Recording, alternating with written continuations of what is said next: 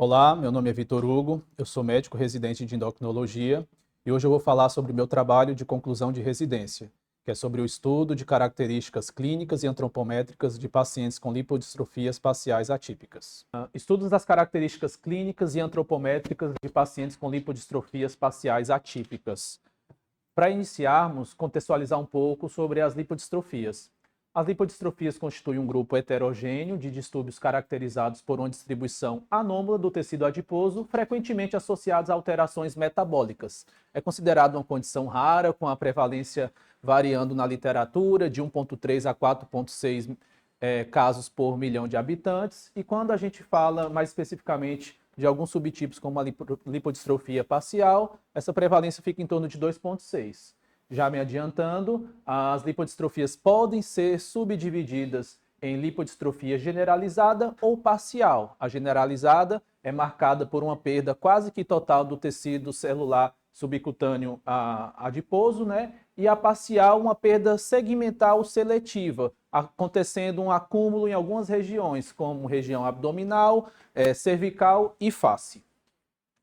Aqui um fenótipo, né, da lipodistrofia generalizada.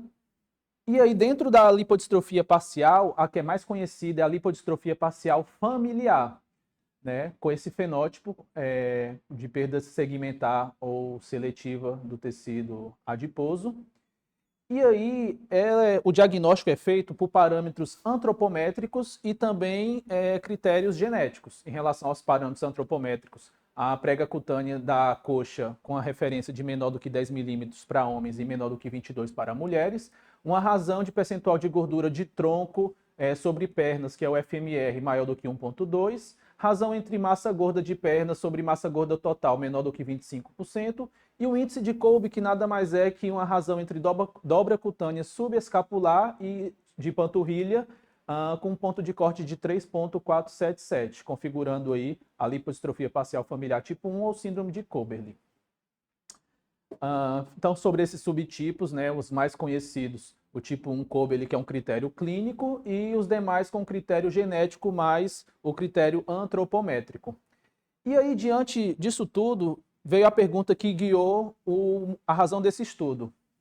E os pacientes com critério antropométrico para lipodistrofia parcial, com acometimento metabólico, mas que o teste genético é negativo para as variantes patogênicas descritas e também índice de Kolbe negativo. Diante disso, veio o termo lipodistrofia parcial atípica. Dessa forma, os objetivos desse trabalho foi descrever as características clínicas e metabólicas de pacientes com lipodistrofia parcial atípica, caracterizado por dobra de coxa, o FMR ou a relação de massa gorda de perna sobre o total, conforme mencionado anteriormente, mais um teste genético negativo e índice de Kolbe negativo também. Os objetivos específicos foi analisar as medidas antropométricas desses pacientes por meio de pregas cutâneas, peso, altura, circunferência corporal e densitometria, descrever os achados clínicos e laboratoriais nesses pacientes e descrever os componentes de síndrome metabólicas mais prevalentes.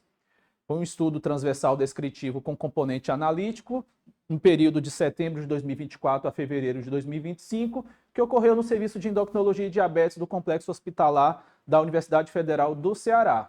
Dos critérios de inclusão, são os pacientes com diagnóstico clínico de lipodistrofia parcial, cujo teste genético e o índice de Kolbe foram negativos. Dos critérios de exclusão, por sua vez, pacientes com índice de Kolbe positivo, teste genético positivo para lipodistrofia e pacientes que se declararam ser pessoas vivendo com HIV/AIDS. A análise estatística foi pela plataforma REDCap ou USCP-SS e variáveis numéricas, média, mediana, desvio padrão e taxa de prevalência. Todos os aspectos éticos foram respeitados conforme as diretrizes do CNS, todos com TCLE, e foi aprovado pelo Comitê de Ética do Hospital Walter Cantídio.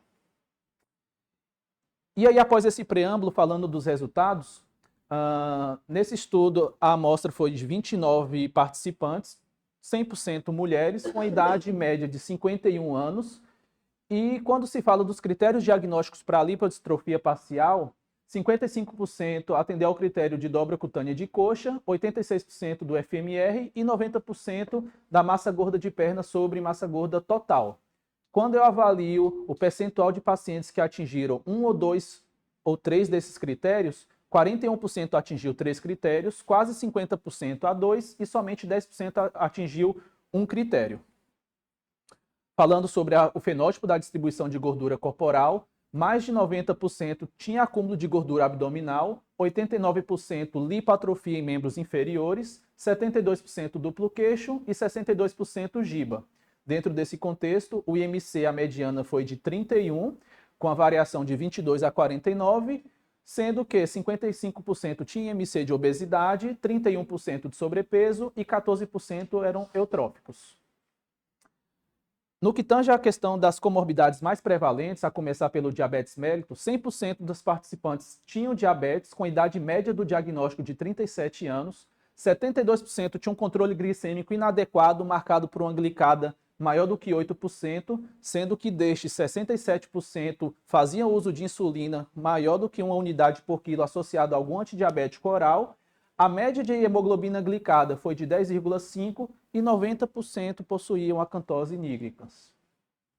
Falando das complicações microvasculares em relação ao diabetes, 10% tinham nefropatia, 28% retinopatia e 45% neuropatia.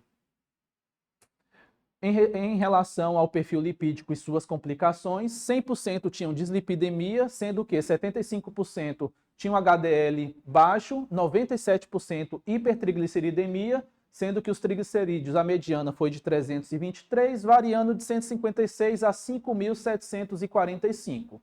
Falando de hipertrigliceridemia grave, ou seja, maior do que 500, 31% das pacientes possuíam e 10% apresentaram episódio de pancreatite em algum momento da vida.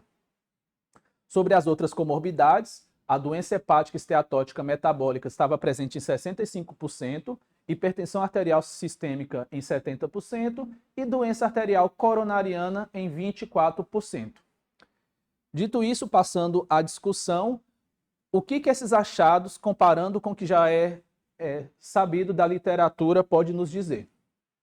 A prevalência do sexo feminino nesse estudo foi compatível com outros estudos sobre lipodistrofia parcial familiar, que a prevalência aí foi maior do que 70%.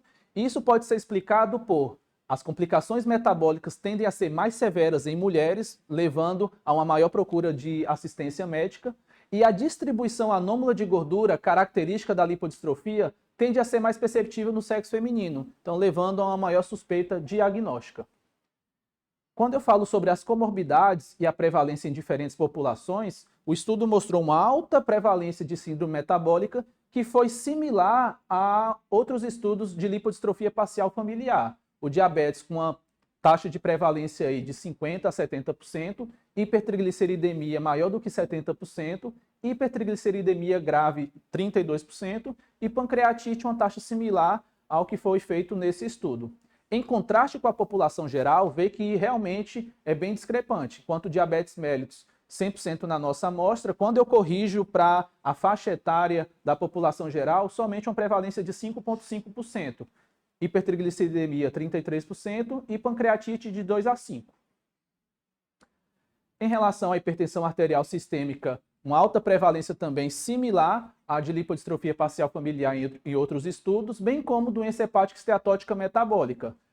Quando comparado com a população geral, a hipertensão arterial sistêmica foi o dobro do que é a prevalência da população geral. A doença hepática esteatótica metabólica também aproximadamente o dobro do que é esperado para a população mundial. E a doença arterial coronariana teve uma prevalência maior, inclusive, do que outros estudos em lipodistrofia parcial familiar. É importante ressaltar que tem algumas limitações desse estudo, como a natureza retrospectiva da coleta de dados, com algumas informações baseadas em relatos autorreferidos, como a idade do diagnóstico, os episódios de pancreatite, a ausência de dados mais detalhados sobre as comorbidades associadas, principalmente dados fornecidos por exames complementares, como elastografia hepática, ecocardiograma, angiotomografia de coronários com score de cálcio, o número reduzido de pacientes analisados, lembrando que tem que contextualizar por se tratar de uma doença rara, e a amostra foi composta exclusivamente por indivíduos do estado do Ceará. Então, talvez esses achados não sejam replicáveis em outras populações. Por fim, em virtude do que foi mencionado, os pacientes com lipodistrofia parcial atípica apresentam elevada morbidade com perfil cardiometabólico grave. Mais de 40% desses pacientes preencheram os 3 critérios antropométricos diagnósticos de lipodistrofia. Excesso de peso, hipertrigliceridemia, diabetes mellitus, doença hepática esteatótica metabólica e hipertensão arterial sistêmica foram muito prevalentes e a taxa de descontrole metabólico também foi consideravelmente alta.